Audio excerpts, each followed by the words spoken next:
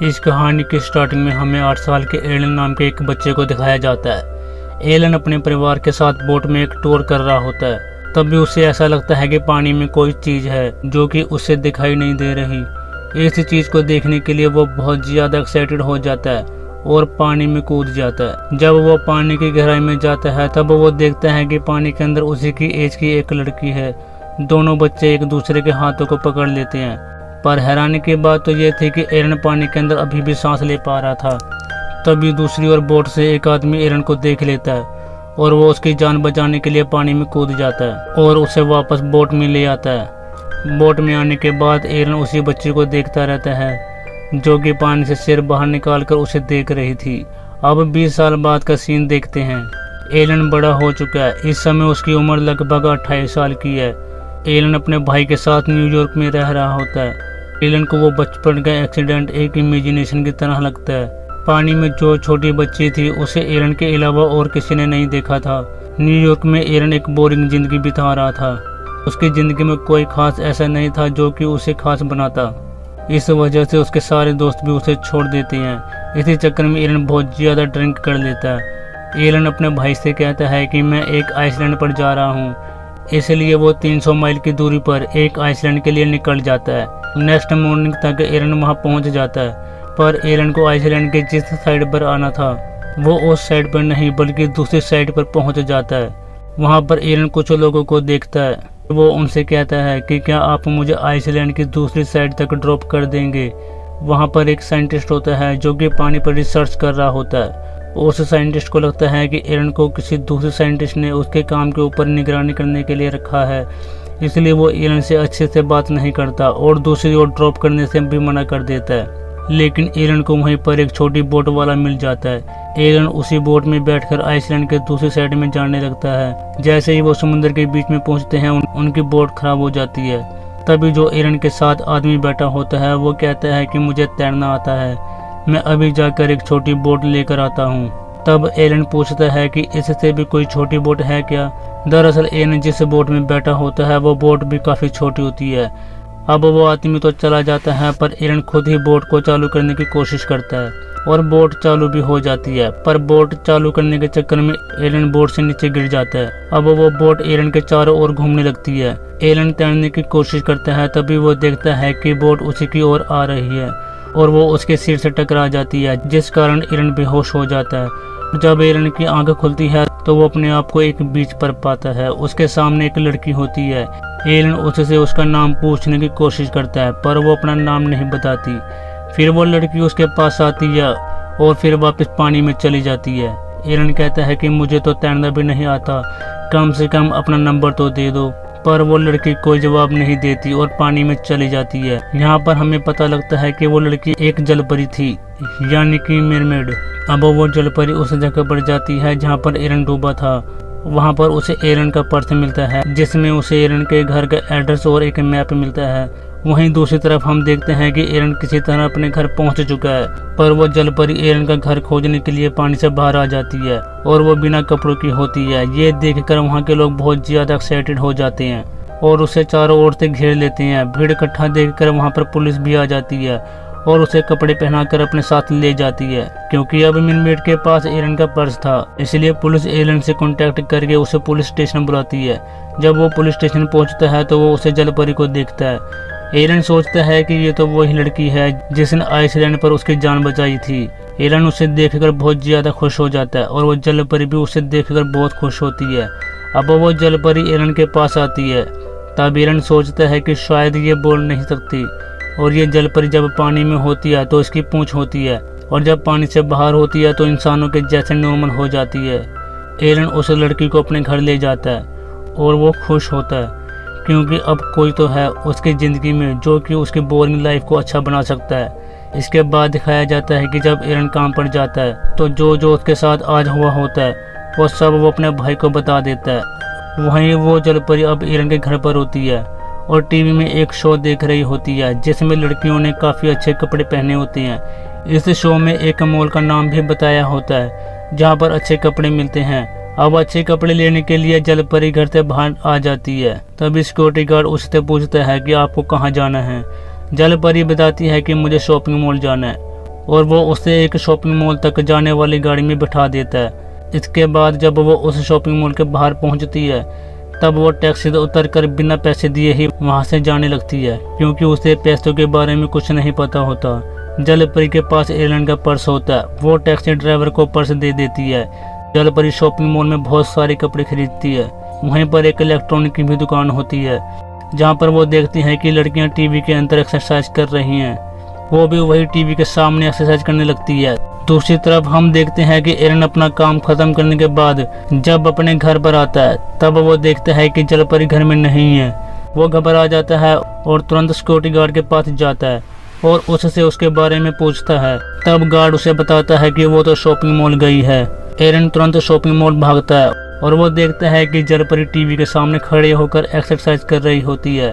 तभी उस शॉप का मालिक बताता है कि ये पिछले 6 घंटों से ऐसे ही एक्सरसाइज कर रही है, हमें शॉप बंद करनी है, इनसे बाहर जाने को बोल रहे हैं, पर ये बाहर नहीं जा रही, हमारी बात को नहीं समझ रही है। तभी एरन दुकानदार को बताता है कि ये इंग्लिश बोल नहीं सकती, लेकिन तभी वो जलपरी एरन से इंग्लिश में बात करने लगती है। तब दुकानदार कहता है कि आप तो बोल रहे हैं कि ये बोल नहीं सकती, पर ये तो बात कर रही है। ऐसा कहकर दुकानदार वहां से चला जाता है। फिर एरन उस जलपरी से उसका नाम पूछता है। तब वो जलपरी बताती है कि मैं अपना नाम तुम्हारी भाषा में नहीं बता सकती। तब एरन कहता है कि फिर तुम अपना नाम अपनी भाषा में ही बता दो। फिर वो जलपरी एक अजीब सी आवाज़ निकालती है, जिससे कि वहाँ पर जितने भी टीवी थे उनकी स्क्रीन टूट जाती है, जिस वजह से एरन को इस नुकसान की भरपाई करनी पड़ती है।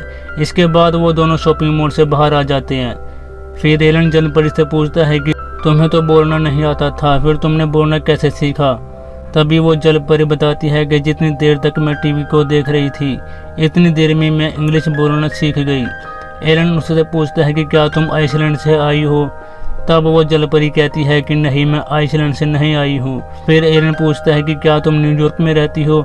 इस बात पर भी जलपरी कहती है कि नहीं, मैं न्यूयॉर्क में नहीं रहती। एलन यहाँ पर सोच में पड़ जाता है कि आखिरकार ये कहाँ से आई है। दरअसल जलपरी के लिए सारा शहर, ये सारी दुनिया, यहाँ का रहन सहन एकदम नया था। जलपरी एक गाड़ी को देखकर एक्साइटेड हो जाती है। वो उस गाड़ी के सामने जाकर खड़ी हो जाती है, जिससे कि पीछे की गाड़ियाँ उस गाड़ी से आकर टकरा जाती हैं। अब एलन पूछता है कि तुम यहाँ पर कितने दिन हो? फिर वो जलपरी कहती है कि मैं यहाँ पर सिर्फ 6 दिनों के लिए आई हूँ। एलन उसका नाम नहीं जानता था, इसलिए वो उसका नाम मेडिसन रख देता है। एलन कहता है कि मुझे नहीं लगता कि तुम हॉस्टल में रह सकती हो, क्या तुम्हें मेरे साथ रहना पसंद करोगी? तब मेडिसन कहती है मैं तो आई ही तुम्हारे साथ रहने के लिए हूँ। अब यह जलपरी एलन के घर में रहने लगती है। रात होने पर जलपरी बाथटब में पानी भरती है और उसमें बैठ जाती है। क्योंकि एरन एक जलपरी थी, इसलिए जब वह पानी में बैठती है तो उसके पैर की जगह पूंछ बाहर आ जाती है। तभी वहां पर एरन भी आ जाता है और उसे वो जल्दी से दरवाजा खोलने के लिए कहता है, पर मेडिसन दरवाजा खोलने से पहले ही पानी से बाहर आकर अपने आप को पोंछ लेती है, जिस वजह से उसकी पूंछ की जगह पैर हो जाते हैं। एरन को मेडिसन के इस बिहेवियर पर कुछ समझ में नहीं आता, लेकिन वो दोनों एक दूसरे को प्यार करने लगे थे। दूसरी तरफ हम उस साइंटिस्ट को देखते हैं जिससे एलन ने लिफ्ट मांगी थी, पर उसने लिफ्ट देने से मना कर दिया था। वह साइंटिस्ट अपने साथियों के साथ समुद्र में ही होता है। वो देखता है कि उसका एक साथी न्यूज़पेपर पढ़ रहा है, इसलिए वो साइंटिस्ट भी न्यूज़पेपर पढ़ने लगता है। और उस न्यूज़पेपर के फ्रंट पेज पर छपा था कि किस तरह एक लड़की बिना कपड़ों के बाहर आ गई। जब वो साइंटिस्ट उस लड़की को देखता है तो वह उसे देखते ही पहचान लेता है कि ये वो ही मरमेड है। दरअसल जब वो एक बार समुद्र के अंदर गया था तब उसने मेडिसन को देख लिया था। अब मेडिसन को पकड़ने के लिए वो वापस न्यूयॉर्क आ जाता है और अपने सीनियर साइंटिस्ट को बताता है, पर कोई उसकी बात पर विश्वास नहीं करता। दूसरे साइंटिस्ट को वो साइंटिस्ट कहता है कि वाकई इस दुनिया में मरमेड पाई जाती है। तब सीनियर साइंटिस्ट कहता है कि अगर वो जलपरी है तो उसके पैर कैसे हैं? जलपरी के पैर नहीं, पूंछ होती है। तब वह साइंटिस्ट बताता है कि जब जलपरी पानी के अंदर होती है तब उसकी पूंछ निकल जाती है, और जब वो पानी से बाहर होती है तो उसके इंसानों के जैसे पैर निकल आते हैं। इसके बाद वो साइंटिस्ट कहता है कि चाहे कुछ भी हो जाए, मैं इस बात को प्रूफ कर दूंगा कि वो लड़की एक मरमेड है। तब उसका सीनियर साइंटिस्ट कहता है कि क्या तुम उस लड़की के ऊपर पानी डाल दोगे जिससे कि पब्लिक के सामने उसकी पूंछ निकल आए। ये बात सुनकर उस साइंटिस्ट के दिमाग में एक आइडिया आता है। इसके बाद वो एक बाल्टी में पानी को लेकर मेडिसिन का पीछा करने लगता है। एक जगह देखता है कि मेडिसिन रुकी है, तब वह बाल्टी का पानी उसके ऊपर फेंकने लगता है। जब वो लड़की पीछे मुड़ती है तो वो कोई और होती है, मेडिसिन नहीं होती। मेडिसिन समझकर वो किसी और के ऊपर पानी फेंक देता है। उस लड़की के साथ जो उसका हस्बैंड होता है वो उस साइंटिस्ट को बहुत मारता है। फिर हम देखते हैं कि एरन और मेडिसिन सिक्रेटिंग कर रहे होते हैं। वहाँ पर एरन मेडिसिन को शादी के लिए प्रपोज करता है, पर मेडिसिन शादी करने से अभी मना कर देती है। मेडिसिन कहती है कि मेरे पास अभी सिर्फ 3 दिन है और इन 3 दिनों में मैं अपनी लाइफ को एंजॉय करना चाहती हूँ। एरन को इस बात पर गुस्सा आता है और वो गुस्से में कहता है कि मैं तुम्हारे बारे में सब कुछ जानना चाहता हूँ, मैं तुम्हारे साथ लाइफ स्पेंड करना चाहता हूँ। मेडिसिन कहती है कि मैं तुम्हें अपनी रियलिटी नहीं बता सकती। एरन गुस्से में कहता है कि तुम कहाँ से आई हो, जहाँ पर लोग कपड़े नहीं पहनते, जहाँ पर लोगों को बोलना नहीं आता, म्यूजिक नहीं सुनते। मेडिसिन इस बात को सुनकर उससे नाराज होकर वहाँ से चली जाती है। उसके जाने के बाद एरन मेडिसिन को बहुत ढूंढता है पर वो उसे नहीं मिलती। इसके बाद हमें अगले दिन का सीन दिखाया जाता है, जहाँ पर मेडिसिन समुद्र के किनारे खड़ी होती है, पर वो समुद्र में अब दोबारा नहीं जाना चाहती, इसलिए वो वापस एरन के पास आ जाती है। एरन के शादी का प्रपोज एक्सेप्ट कर लेती है, पर साथ ही वो कहती है कि मैं सबसे पहले अपनी रियलिटी तुम्हें बताना चाहती हूँ।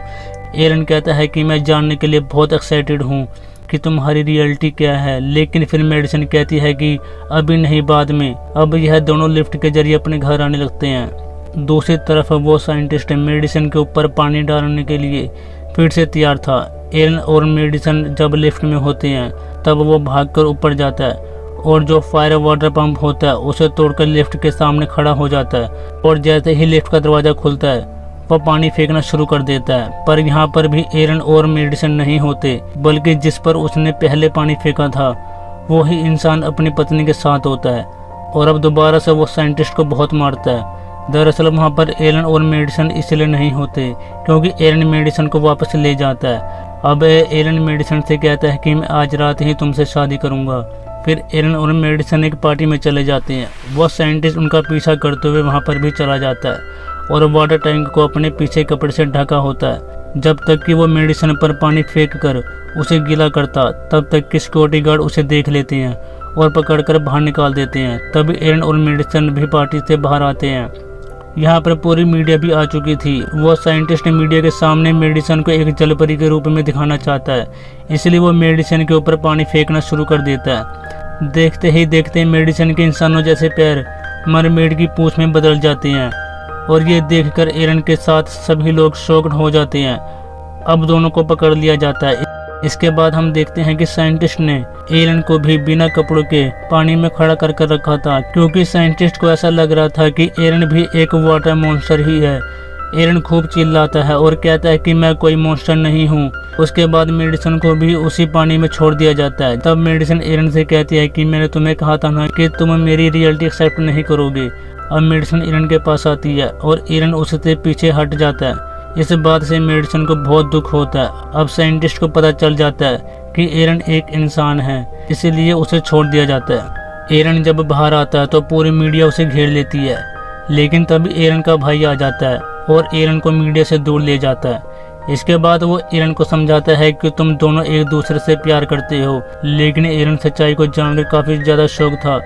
पर रियलिटी तो ये थी कि एरन मेडिसिन से प्यार करता है और उसे इस बात का एहसास भी होता है कि वो मेडिसिन से कितना ज्यादा प्यार करने लगा है। दूसरी तरफ साइंटिस्ट कई घंटों से मेडिसिन के ऊपर एक्सपेरिमेंट कर रहे थे, जिस वजह से मेडिसिन का रंग पीला हो गया था।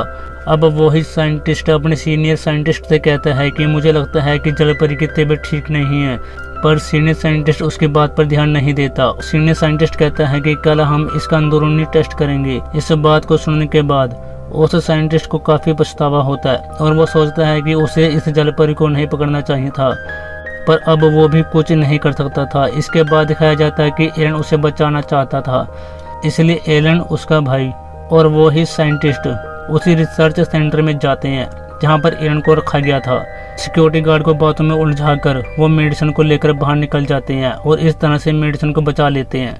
अब अगले दिन बड़े बड़े साइंटिस्ट और डॉक्टर रिसर्च के लिए आते हैं, पर वो देखते हैं कि जहाँ पर मेडिसिन का होना चाहिए वहाँ पर एरन का भाई बैठा हुआ है। इससे पता चलता है कि मेडिसिन यहाँ से जा चुकी है।